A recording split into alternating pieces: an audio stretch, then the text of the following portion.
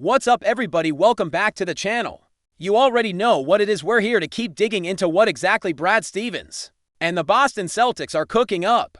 For this wild, unpredictable NBA offseason, the vibes in Boston have been tense, curious, and let's be honest, just a little chaotic. And today we've got plenty to talk about. Some spicy trade rumors, some not-so-sexy roster moves, a former fan favorite switching coasts. And yeah, your takes, your comments, your heat. So buckle up. Let's start with something that caught my eye recently. I saw a mock trade floating around, and I know we've all seen a million of them. Some are laughable, others get your mind spinning a little. This one falls into the second category. The deal was suggested by Bleacher Report and involved none other than DAMIAN heading to Boston. Now before we go all in, let's just pause and breathe. Sabonis to the Celtics. On the surface, that sounds intriguing, right? A versatile big man, elite passer, high IQ player. Someone who can actually do damage in the post and not just be a screen setter or rim protector. Sounds good, yeah, but the price tag and context might make you pause. Let me lay it out. In the mock trade, Boston would receive Sabonis from the Kings. In return, Sacramento would get a package including Anthony Simons, Sam Hauser, Georgia's Niang Neemias Queta, and 2 first-round picks. That's a lot. That's a haul. And yes, I get that Sabonis is coming off some really solid seasons. The numbers back it up. Last year, he averaged 19 points, 14 rebounds, and 6 assists per game, shooting nearly 60% from the field. And get this, he even hit over 40% from 3, which raised my eyebrows too. That's pretty wild for a big man who isn't exactly known for his outside shot. So offensively, he checks a lot of boxes. He's not Nikola Jokic, but he's definitely in that same mold. I used to jokingly call him Jokic Light or Diet Jokic because the stat lines were flirting with that tribal double territory. He's a guy you can run a fence through. High post, low post, whatever. He'll find cutters, he'll get you buckets, and he's got that European finesse that's becoming more and more common in today's NBA. The rise of Eastern European talent is no joke. Jokic, Luka Doncic, Valanciunas, now there's the thought, what if the Celtics go get one of their own? But let's be real, there are layers to this. Because defensively, Sabonis is a liability. He's not going to protect the rim at an elite level, and in Boston's current defensive ecosystem, that matters. He'd have to be surrounded by elite perimeter defenders and versatile wings to cover for some of his shortcomings on that end. It's not impossible. It's what Denver did with Jokic, but is Boston in a place where they can afford to make that gamble, especially considering how aggressively they've been trying to cut costs recently? Because that's the part that really makes this hard to wrap my head around. Boston has made it clear they're in cap control mode. We saw it in the deals for Drew Holiday and Kristaps Porzingis. We saw it in the way they've moved assets around. So now you're telling me they turn around and package a bunch of young talent picks and a key rotation piece to grab Sabonis, who isn't exactly on a team-friendly deal? That feels like a complete 180. Now I know there's always a scenario where a team decides to go all in for 1 year. Maybe they think Sabonis bridges the gap in the front court while they wait for Tatum to return to full strength. Maybe they view it as a gamble that could pay off big if the chemistry clicks. But man, it still feels desperate. Like a swing for the fences that could leave you with nothing but air if it doesn't land perfectly. And don't get me started on the idea of giving up Anthony Simons in that deal. Simons has his flaws, but he's young, explosive, and already locked into a reasonable contract. Moving him along with role players like Hauser and Niang and picks, that's a lot of depth and future capital to sacrifice for a big man who, while talented, hasn't shown he can be the anchor of a championship defense. That's the thing. It's not about whether Sabonis is good, he is. It's about whether he's the right fit, the right value, and the right move for Boston right now. And I'm not sold. I'm not even halfway sold. But okay, even if we put that trade aside, it got me thinking about the state of the Celtics front court. It's thin. Like paper thin. We've been talking about the need for a big all-off season. Someone who can give them reliable minutes, ideally someone who can stretch the floor a bit, rebound, defend, and not kill the spacing. That's a tough ask. And then there's the Luka Garza crowd. I've seen a lot of noise from Celtics fans hoping that Garza could blossom into something meaningful. And listen, I get it. Garza dominated in college. He's got offensive touch. He plays with heart. But let's be honest, he's about to enter his 5th season in the league and he's barely played meaningful NBA minutes. We're talking 30-something games his rookie year, less than 40 last season. His average minutes per game have dropped each year, from 12 to 8 to 5 down to 4.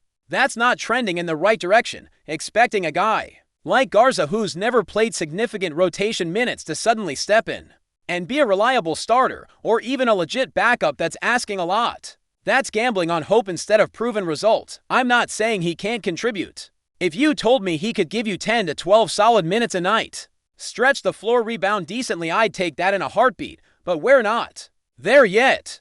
And assuming he's going to make that leap just because the opportunity might be there, that's dangerous thinking. This is the issue with where Boston is right now. The options are limited. They've already shed some cap, they've made some calculated risks, and now they're sitting with a roster that has a few glaring holes. And it's not easy to fill those holes with the tools they currently have left. Now let's shift to another trade rumor that's been floating around the Celtics and Grizzlies, reportedly having talks about a deal that would send Kentavious Caldwell-Pope to Boston in exchange for Anthony Simons and maybe some picks. Let me just say this straight up, I don't like this move either. KCP had a rough season last year. He signed a pretty decent deal with Orlando, got flipped to Memphis in the Desmond Bane deal, and now apparently Memphis is already looking to move off of him. That's not a good sign. His shooting numbers dipped, his defense wasn't the same, and he just didn't look like the same impact player he was during that championship run with Denver, or even in his solid years with the Lakers. Now maybe last season was an outlier. Maybe he just had an off year. But Boston isn't in a position to be taking on questionable contracts just for the sake of making a move, especially if you're giving up a guy like Simons in the process. KCP is making around $20 million a year. That's not cheap for a guy coming off his worst statistical season in years. And again, it all comes back to leverage. The rest of the NBA sees what Boston's trying to do. They know the Celtics are looking to shed salary, stay competitive, and maybe reset a little while Tatum's future remains up in the air. So you're not getting fair offers, you're getting vultured. Teams know you're operating from a position of weakness, and they're throwing you scraps, hoping you'll bite. And now let's talk about the Marcus Smart situation. This one really stirred up the fan base. Marcus Smart, long considered the heart and soul of the Celtics, ends up in Los Angeles. Not the Clippers, the Lakers, the enemy. And listen, I get why some fans are upset. The Celtics-Lakers rivalry is sacred. Seeing Smart in purple and gold feels wrong. But come on now, let's keep it real. Marcus Smart didn't walk out on Boston. He didn't chase a big payday with LA. He got traded. He got bounced to Memphis, got hurt, sent to Washington, and then bought out. Boston made the decision to move on from him, not the other way around. So how are we going to get mad when he finds a new home, when he signs a team-friendly deal to go play for a contender? He owes Boston nothing at this point. He gave his all for almost a decade. Defense, hustle, leadership, he left it all on the court. And now, after getting bounced around and disrespected, he found a new opportunity with the Lakers. And honestly, good for him. Let the man hoop. Let him compete. I would have preferred to see him land in Denver or Golden State or somewhere that doesn't wear purple and gold, sure. But I'm happy he's back on a real team in real games with real playoff implications. And for those saying, oh, he's going to start for LA, that's wild. I don't know. Maybe he doesn't. But even if he's coming off the bench, giving 25 minutes a night, locking up opposing guards, knocking down open threes off of Luka or LeBron's passes, that's still value. That's still winning basketball. So let's not get petty. Let's not get bitter. If anything, we should be looking in the mirror and asking why this roster got gutted in the first place. The idea of tanking, the potential of AJ Dembele, what Boston's long-term strategy is, whether Tatum's recovery is ahead of schedule, whether Brad Stevens has another surprise up his sleeve. But I'm going to pause right here, take a breath, and let y'all sound off in the comments before we go any further. Alright, let's keep this train rolling because there's still a ton of meat on the bone when it comes to the Celtics offseason. And some of y'all have been throwing serious heat in the comments. So let's talk about it. Tanking, draft, hopes, Tatum rumors, and how this all ties into Boston's weird in-between phase. Now, one of the hottest debates right now isn't even about a specific trade. It's about direction. Where are the Celtics headed this season? Are we trying to stay competitive? Are we going for a playoff push without our best player at full strength, or... And this is where things get spicy. Should the Celtics tank? I know. The word tank triggers all kinds of reactions. Some of you probably just threw your phone across the room.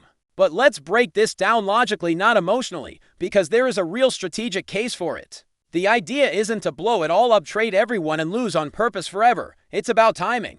About reading the moment and capitalizing on an opportunity to reset without totally bottoming out.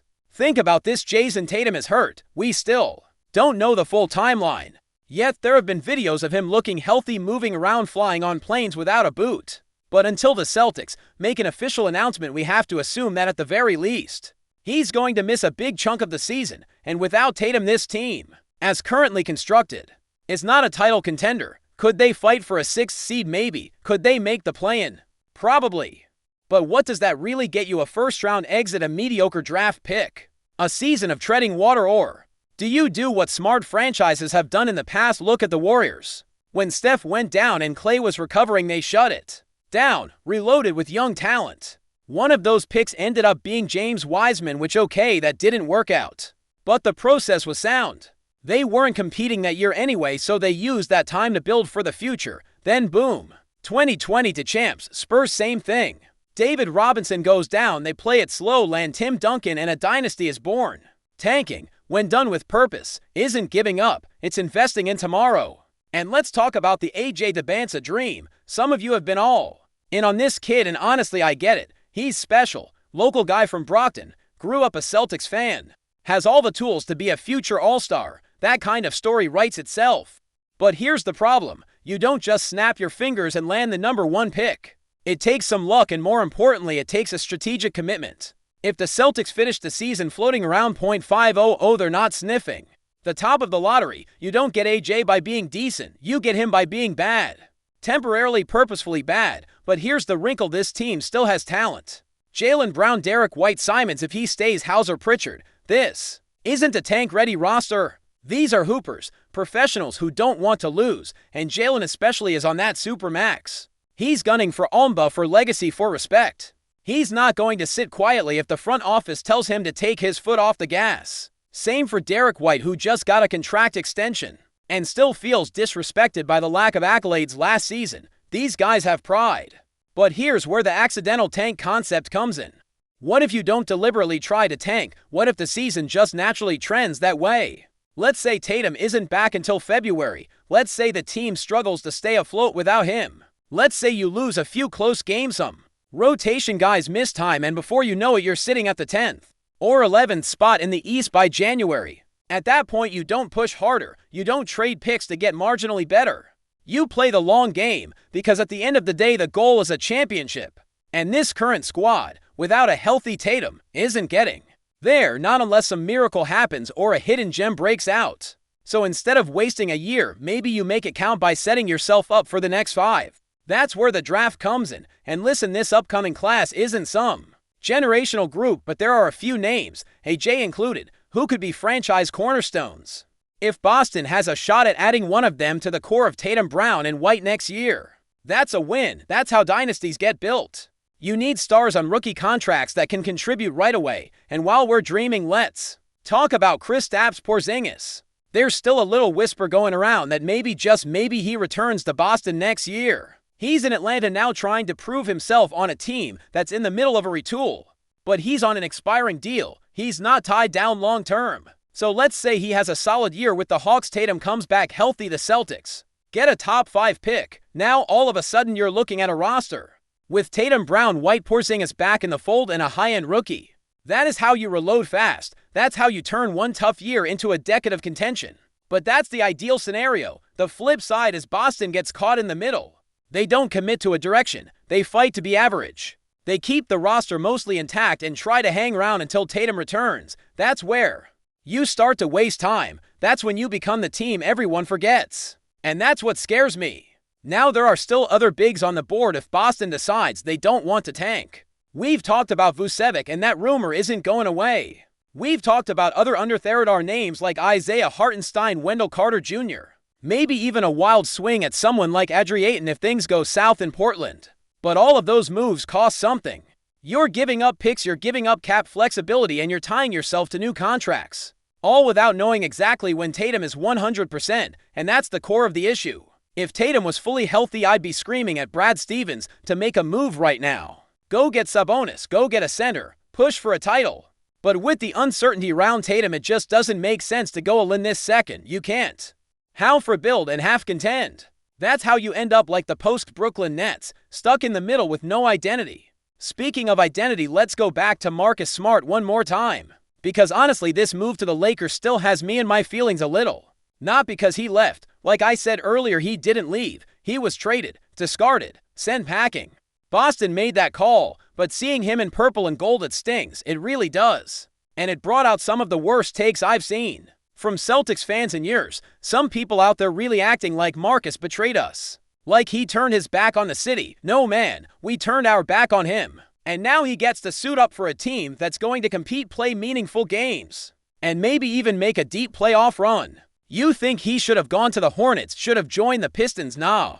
He deserves a real squad. He deserves that spotlight. And let's not act like the Lakers are loaded at guard either. If anything, this is the perfect role for Marcus. 25 minutes a night. Defend the best opposing guard. Knock down open threes. Bring energy off the bench. And if you're telling me he gets to share the floor with LeBron and Luka, you better believe he's going to eat. He'll get clean looks. He won't have to initiate. He can be the best version of himself without forcing anything.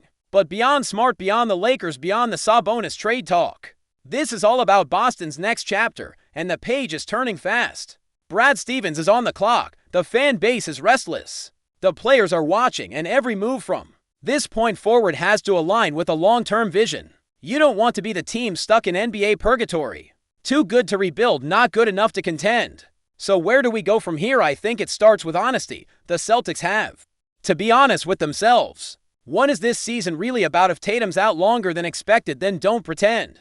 Don't try to duct tape the roster and hope for the best. Play the young guys. Experiment. Collect picks. Be sellers at the deadline if needed. It doesn't mean you're giving up. It means you're planning ahead. But if somehow Tatum is healthy and ready sooner than expected, if he really is ahead of schedule, and we're just waiting for a green light, then the plan shifts. Then maybe that Sabonis trade doesn't look so wild. Maybe flipping Simons for a starting caliber center makes sense. Maybe Porzingis returning becomes a real thing. Until then, it's all about flexibility, patience, vision, and above all, it's about not panicking. We're going to see a lot more rumors, more mock trades, more fans yelling at each other online. But what matters most is that the Celtics don't overplay their hand. Don't mortgage the future chasing 8th place. Either go big or go young. Anything in the middle is just noise, so keep the comments coming. Keep the takes hot. Let me know what you'd do if you were Brad Stevens. Sabonis or no Sabonis tank? Or compete, ride with Garza, or go find a vet? And are you as heartbroken about Marcus in a Lakers jersey as I am? But before we continue, please remember to subscribe to the channel and give the video a like. Your support helps us keep bringing you the latest news about the Boston Celtics. Feel free to share your thoughts on the news in the comments as well. Whispers are swirling around the NBA once again, and this time the spotlight is shining directly on Boston. According to unconfirmed reports circulating through insider circles and speculative forums, DAMIAN LILLARD could be on his way to join the reigning NBA champions, the Boston Celtics, on a stunning 3-year deal. While there has been no official announcement from the league or Lillard's camp, some sources close to the situation have hinted that the agreement may already be in place pending final details. If true, this would mark one of the most dramatic roster moves of the offseason and a potentially a ratifying decision for Boston.